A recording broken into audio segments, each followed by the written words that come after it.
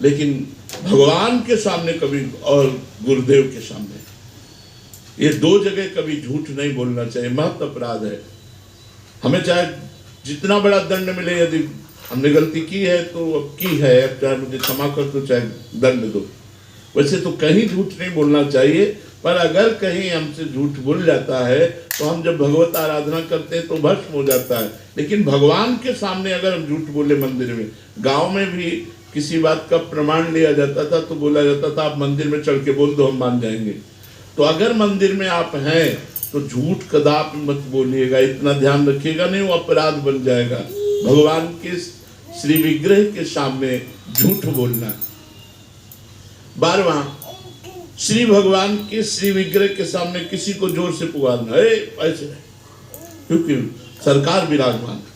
अगर किसी को भी बुलाना है तो सामने से हट जाइए और उसको छू कर बुलाइए, या धीरे से उसको स्पर्श करके कोई बात कह रही, आवाज जोर दे करके मंदिर में नहीं, आवाज जोर दे करके बुलाना भगवान की अवहेलना होती है, वो अपराध बनता है।